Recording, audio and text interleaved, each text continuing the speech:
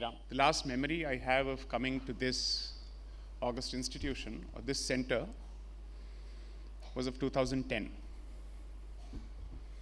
which I suppose was Baba's final visit outside of Parthi. I came here along with my former employer, my mentor, Sri Sai Krishna Rajagopal, who also happens to be a member of the Sai family. We would take time out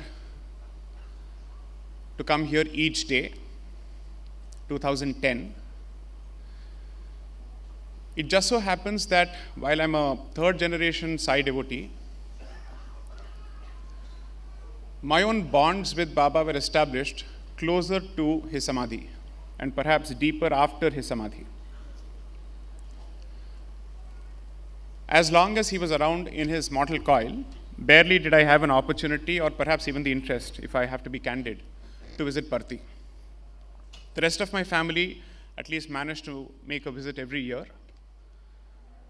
My earliest memories were, of course, seeing him, I think, around 95, 96, when he had come to Shivam in Hyderabad. 2011, almost, I think, 2 weeks before the 24th of April, when news had started pouring in, we were constantly hooked to the news for daily updates. I'm sure everybody knows what I'm referring to. Around the 24th April, on the morning, I think, when we were getting ready for court, the news reached us. We were in the Supreme Court. A dear friend of my boss, Mr. Sai Krishna, his name was Mr. Harishankar. He's not around anymore. An advocate on record of the Supreme Court, was looking at us with disgust and contempt. He was like, every day you guys don't spare an opportunity to say Sai Ram, Sai Ram. Today is the day you should be there, and here you're in the Supreme Court, shame on you. You keep saying that whatever you have or wherever you've reached is because of him, and you don't even have an iota of gratitude to make an effort to go to Parthi on this day. And you have all the resources to make it happen. I rushed back to the office because I had something to do in Noida. Mr. Sai Krishna was still in the Supreme Court. And I suddenly get a call around 11:30, 12 o'clock. And he tells me, Sai, drop everything you have, leave for Parthi. I've made the necessary arrangements. He was already at the airport. And he said, we will regret this for the rest of our lives if we don't make an effort to go today. So he managed to reach, I think, by the afternoon, and then he was escorted inside to the casket. I reached, I think, on the 25th early morning, and I think most of us made the long walk to the ashram because I think vehicles had been stopped. And my granduncle happens to work in the IT department at Parthi, Mr. V. Ramalingam.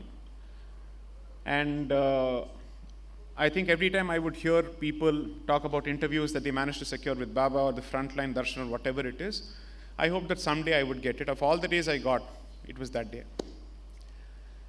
And a lot of people who had made their annual visits to see Baba couldn't make it. My youngest uncle, who lives in the States, he was an atheist turned Baba devotee. Someone who had made the transition from atheism directly to being a believer. And now he's also a part-time astrologer. What a transition. All I think the credit goes to Baba. So he lamented that I managed to go every year to see my mother, and the mother that he was referring to was Saima. And I never got the opportunity to make the final visit. You've never made an effort, and you managed to go and pay your final respects. Now, I don't know if that was an honor or not. All I know for a fact is, I am grateful to Mr. Sai Krishna for having made that happen. I think it's important for me to acknowledge his contribution to this journey. 2, it so happens that after that is post 2010, or the 2011, for some weird reason, I felt a greater connect. Uh, I don't know how many people have watched this video. There is a very popular remake of Mola Mere Mola, which is featured on Baba on YouTube. Just watch that once. And this, I think, was released particularly, I think, only after his Samadhi. Just watch it once, because I would constantly listen to it. And I made it a point to tell myself that I'll try and visit almost at least every year to the best of my abilities. Before COVID, a week before that, we were in Parthi. And thanks to COVID, after that, we couldn't. Then 2024, I was going back to Delhi from Ayodhya after the Pran Pratishtha. A Swamini sat next to me. She was not supposed to sit next to me at all. She was supposed to sit with the rest of a group. She said, I don't know why, but I had an inner voice asking me to sit next to you. She sat next to me. For no reason, out of no reason, the conversation veers towards him. And lo and behold, I'm unable to control my tears. I'm trying to start a sentence and I stop midway. And then I think I get the calling saying, you have to make it at least now. Perhaps what I'm trying to say is, whether I have made an effort to reach out to him or not, his invisible hand has always guided me and the rest of our families. 6th of May in particular is of consequence to my family, because an issue that we were struggling with for close to 20 years, from 1989, a fairly serious issue that has affected the psyche of most of my family members, we got our Vimochan on 6th of May 2009. That was by no stretch of imagination a coincidence according to us. So we owe our existence to Baba. We also happen to be followers of Kanchi Paramacharya, because we are traditionally the followers of Kanchi Kamakoti Peetham. Purists may find some kind of dissonance in simultaneous subscription to Kanchi Kamakoti Peetham's traditionalist values and Baba's way of teaching the Vedas. But perhaps each of them caters to different needs.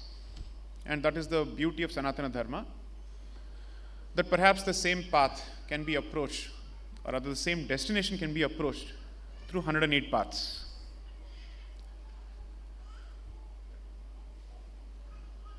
I've often wondered, my apologies for being candid, and I won't take more than 5 minutes, whether Baba's Sattvic preachings have any place or relevance in an otherwise tamasic world. Whether people who are churned out by this institution, especially the students, are ready for the beast outside. Are they misfits, or do they have the skill sets to survive in the world outside? Perhaps those misfits are the need of the hour.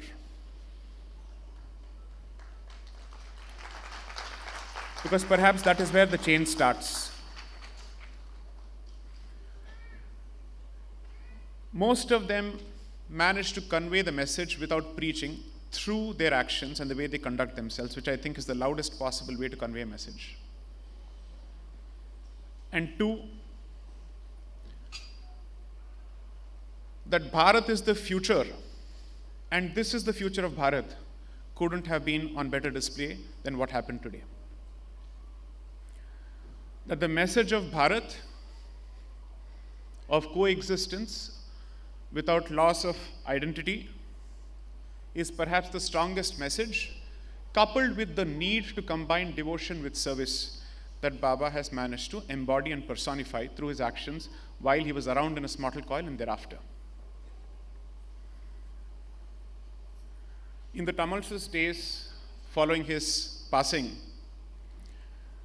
with so many of us having hundreds and thousands of questions about the organization's ability to sustain itself and continue further without any dignity, or rather without loss of dignity, I think most of those concerns have been put to rest.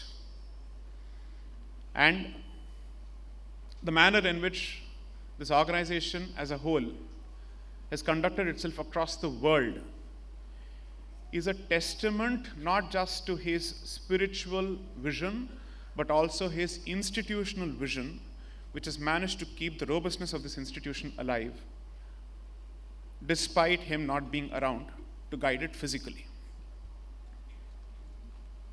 Perhaps the message is, as much as you wish to be a man or woman of a higher order consciousness, you cannot escape the realities of Kali Yuga, and you must be able to straddle both. Sometimes when I go to Parthi and come back to Delhi, it feels like you're going to peacetime cantonment and you're going back to the war zone. It's not easy. It's really not easy. And I mean no disrespect to Delhi, having made my bones in this place and having earned my position here. I mean no disrespect to Delhi. Unlike a lot of people who have a lot of negative things to say about Delhi, I have nothing but positivity, because this is a city of opportunities, this is a land of opportunities. If anything, those who have earned their position in Delhi owe it to give it back to the city to make it a better place, as opposed to cursing it. I'll end my interaction with the positive note.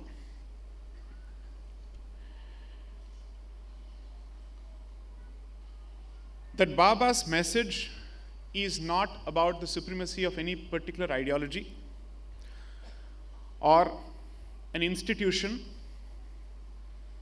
Even if I say so myself, I don't think he took himself seriously that way. His focus was on the message.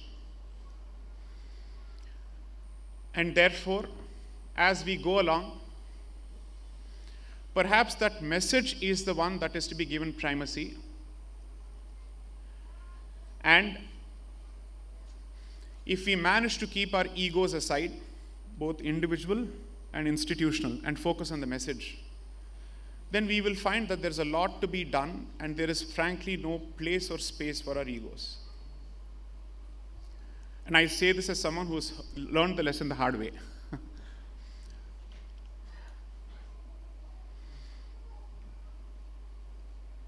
The reason why I think perhaps I'm struggling to string my words together, because I've never believed, or at least I never thought this day would come,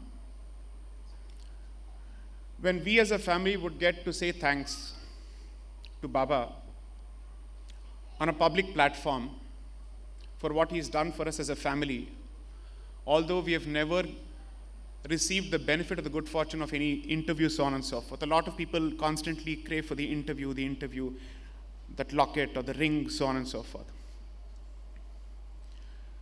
His presence and his guidance is perhaps more important than the trinkets. Not that they are trinkets, but people sometimes attach more value to that as opposed to what he is trying to convey. The ones who need a physical symbol to constantly remind him perhaps need that. And the ones who don't need it and who are perhaps in greater need of his presence and guidance don't get that. Not a day goes by when I don't regret not having had the opportunity to go and visit Parthi during his presence as much as possible. I just hope that I compensate for that loss, perhaps that irreparable loss, through commitment to his vision to the best of my abilities. And while I understand that my public persona is not exactly consistent with the message that he has conveyed, I know that very well compared to most people. I'm extremely self-aware on that front. My way of reconciling my public position with my commitment to his vision is this: I am necessary before the doors open to him. It's important to perhaps clear the field, address certain issues before people become completely ready to receive the wisdom of his message and vision. So not for a moment am I under any kind of delusion that everything that I do or stand for is completely consistent with his teachings. Be that as it may, I think everybody has a certain purpose, a certain mileage. They say in law, cessat ratio cessat ipsa lex. The moment the reason for the existence of the law ceases to exist, the law ceases to exist, even if it exists on paper. So the moment the purpose of my existence ceases to exist, I will cease to exist, no matter somebody wants me around or not. I would only request the audience here to take away only one suggestion. In the times to come, you will need to hold on to him stronger than you've ever in your lives, because I think we are entering the age of tumult, whether we like it or not. But on the other side of this, according to me, is the golden age of Bharat. And by that, I don't mean a country, I don't mean a state, I mean a vision or a concept called Bharat, what it stands for.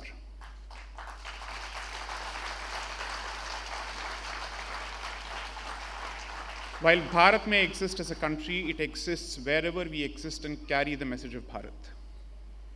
So we are all embodiments of both Sanatana Dharma and Bharat, because both cannot be divorced or separated from each other. Sai Ram.